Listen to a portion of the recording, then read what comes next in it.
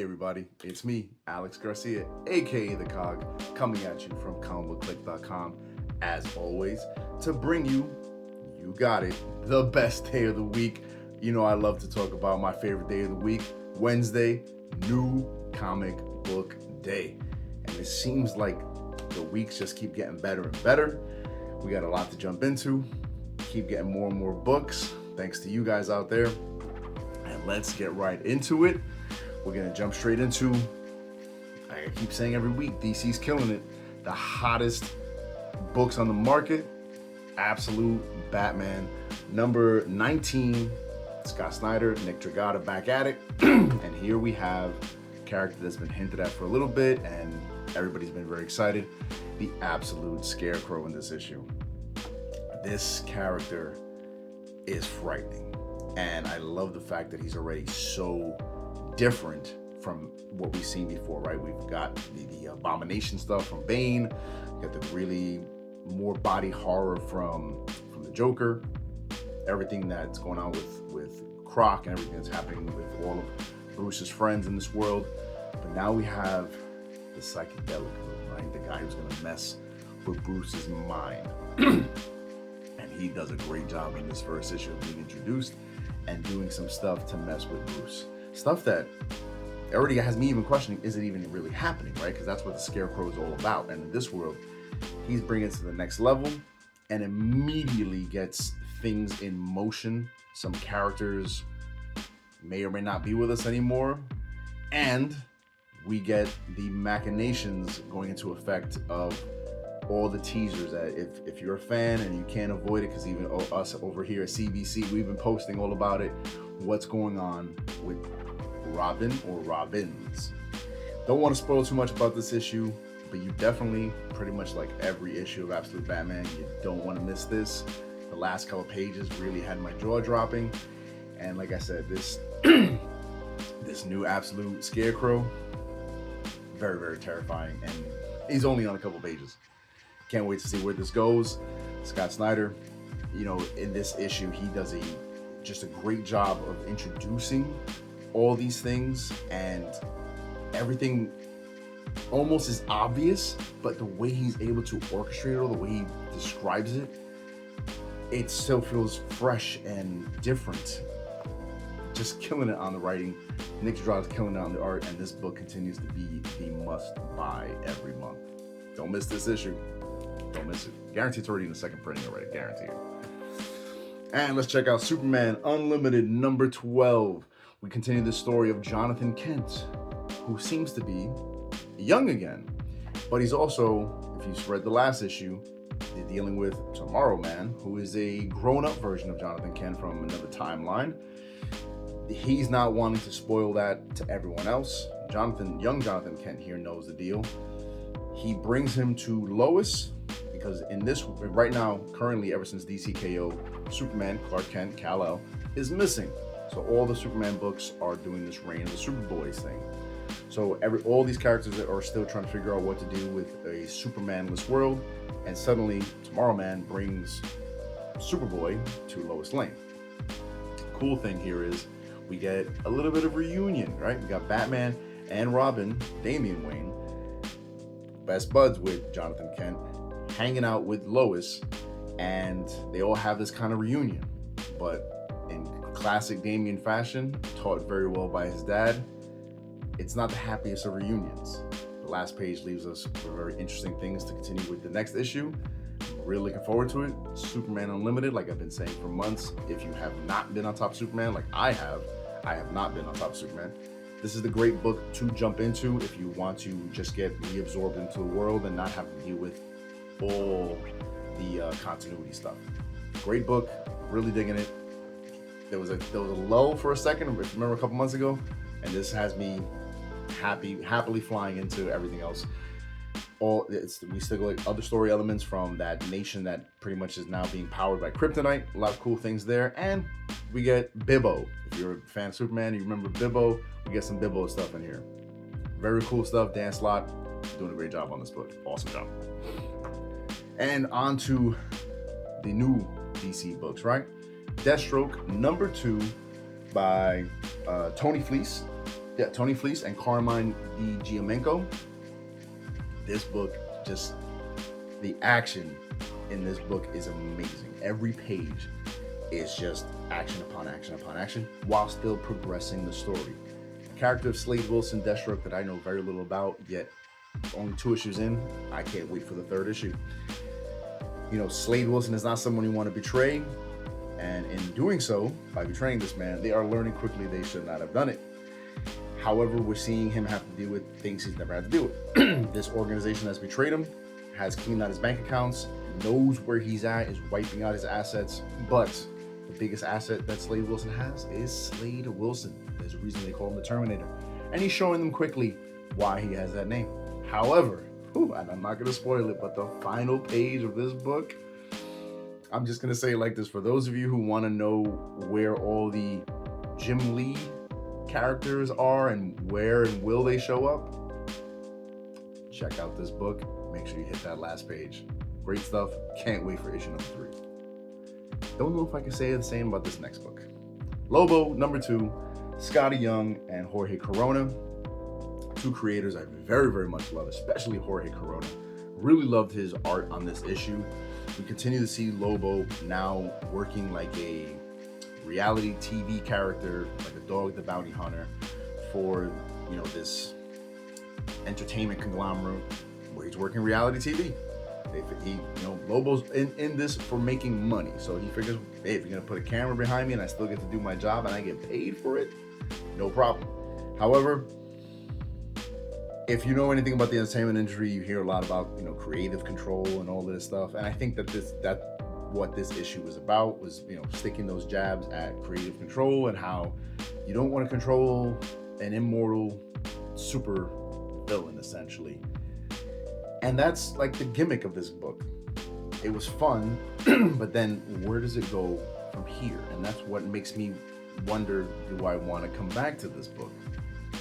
There's really not much that I want to come back to this book for. I think this book harkens back to, if you're a classic Lobo reader, which I am not, so maybe for those fans it intrigues them, but the way this ends, and even the story, which was very tongue-in-cheek, and like I said, you know, silly but bombastic, and also, you know, the art is beautiful by Jorge Corona.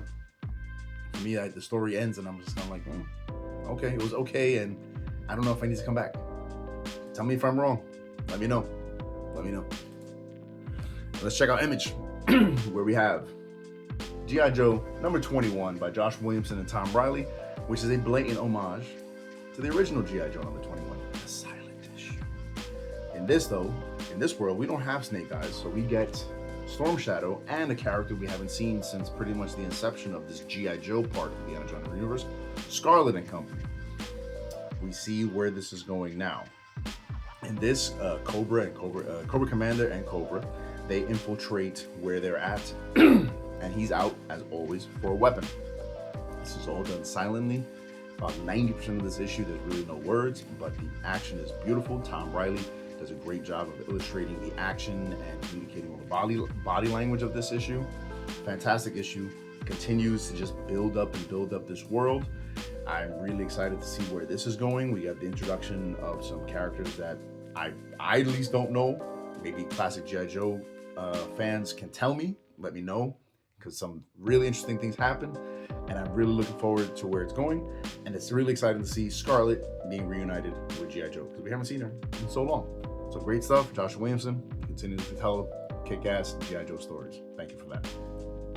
And speaking of someone who's just continuing to rock and roll in their universe, we have Jeff Johns with Brian Hitch, excuse me, a little sick, on Redcoat number 17, continuing the Ghost Machine Unnamed Universe, where we have this story where Simon Pure has settled down.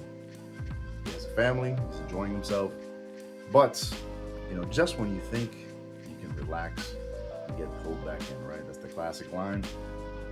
Benedict Arnold is back in town, along with Albert Einstein. Benedict Arnold, though, seems to have turned over a new leaf. Albert Einstein doesn't believe it so much. Simon is stuck in the middle because he offers him something quite amazing that he's willing to play along with for now until things can turn around. And they do so very much in this issue. it concludes in a way that, as always with this unnamed universe stuff, whether it's Geiger, Junkyard Joe, or Redcoat, it makes me go, I cannot wait for the next issue, and neither should you. Check this out. Jump into the unnamed universe. I keep saying this amongst all these universes, I feel like doesn't really get the attention it deserves. But every month is a chance for you to check it out, and I would highly recommend Redcoat. Don't miss it. And let's go over to Dynamite. Speaking of all these worlds, right? We have Mumm-Ra #1 from Declan Shelvey and Rafa Lobosco. This also sort of ties in and is part of the massive Thundercats Silverhawks crossover. This is right in the middle of all this. In this, we get the origin of Mumm-Ra that I don't think we ever really got in the cartoon, but here we get it in the pages of this beautiful Dynamite book, and it was crazy. It was kind of obvious where it's going, but it was still so much fun to watch it unfold. You know, if you remember that classic transformation that Mumm-Ra would always do before he turned into that giant monster of a villain, we get the ancient spirits of evil showing up in here.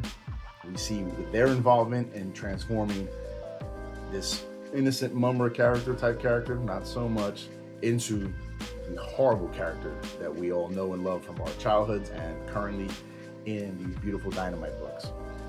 If you're enjoying Silverhawks and Thundercats as much as I am, and you want a reason to jump into it, this is the perfect time because this crossover is still fresh. We've only had like 2 or 3 issues.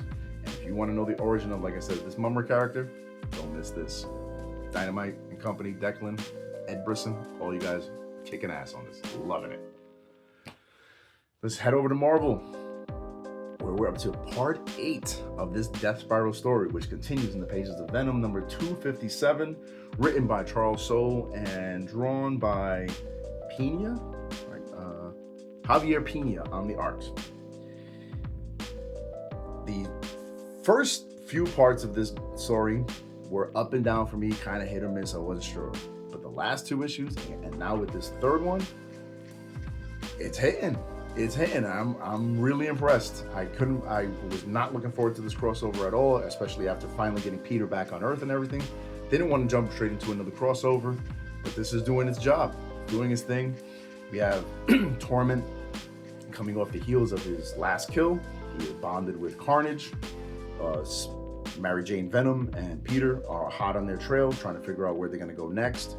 They have another great confrontation where Torment and Carnage don't seem to get so along anymore. So that leads to a very interesting conclusion and will lead into the final part of this crossover that has me very intrigued, and we still don't know who Torment is. So I'm very excited for the next part, actually. So Joe Kelly, Charles Soule, Al Ewing, you guys are doing a great job with this crossover because I had no faith in this. So I'm very happy to report that you've changed my mind, and I'm very much looking forward to the next part. So kick ass. But books that I'm not too happy with. X-Men United #2, Eve L. Ewing and Tiago Palma on the art. So this all continues the story from Exceptional X-Men, and now we have Emma starting a new psychic school. I guess in her mind, this is the safest way to have a school now, right? Instead of having a physical location, let's have something on the psychic plane that she can, in her own way, safeguard and still be able to train and take care of mutants no matter where they're at. As long as they have the psychic pass to enter, then she can take care of them. Cyclops in the last issue we saw was not a fan of this.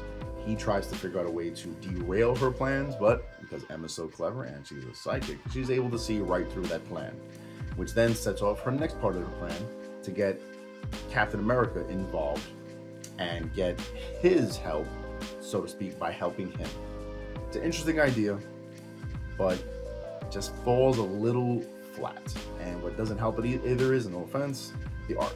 The art is very up and down. It's very, like, maybe it's the inking or the coloring on it, but just, it's very inconsistent, I find, and this story is just a little weird. I hope the next part can nail this whole idea down, because the idea sounds great, but just the execution so far, whether it's some of the dialogue or definitely the art, are just not hitting on this. Tell me if I'm wrong. Let me know. Let's talk about it. And last but not least, we have Ultimate X-Men number 16, the conclusion of, I'm sorry, not Ultimate X-Men, Ultimate Wolverine, the conclusion of Ultimate Wolverine. This is the final issue in the series. This is number 16 by Chris Condon and drawn beautifully by Alessandro Cappuccio. That is the thing that absolutely sells me on this book. A lot of people jumped off this book because it's basically, when you compare it to the Spider-Man and X-Men and Ultimates of this world, it is definitely the book that unfortunately is lacking the most. It seems to be telling the least different of a story from the 616 counterpart, because it's the same old Wolverine reprogrammed, Weapon X. Some things are different, not too different. It doesn't feel that different.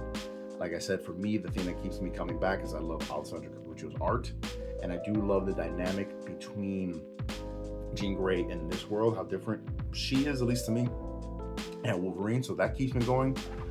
And we see in this final chapter, we see Wolverine and Jean Grey finally confront Magic. And again, even with Magic's origin in this world, it's very similar to the 616, but drawn beautifully again by Mr. Cappuccio. So in that manner, I enjoyed it. But yes, it's really hard to argue where, like, oh, is it as good as Ultimate Spider-Man or Ultimate X-Men or Ultimate Black Panther? No. So unless you're the biggest X-Men fan and Wolverine fan and really want to know the story, you don't really need to. But if you want to enjoy great art, definitely pick up this book and finish it off. And I really do hope that some of these characters show up in the pages of Ultimate Endgame. So let me know what you guys think. And that's what I picked up for this week. It was a overall good week. I still enjoyed most of these books. Most of the books were just unbelievably good. And there were lots of other books I really wanted to pick up, but they're just not quite in the budget. But you guys can help me out with that. If you go to our Patreon, go to CBC Clubhouse, where you can just, for $3 a month, less than a cup of coffee nowadays, you can help me buy some more books, help me keep the lights on, pay for these subscriptions, help us all here at CBC. Would really, really like it. As always, please like, share, and follow us on all of our social media. We have Facebook, we have Instagram, we have X, we have YouTube. Guys, we are firing on all cylinders right now. We just concluded an interview with one of the great writers in comic book history, Mr. Mark Waid himself.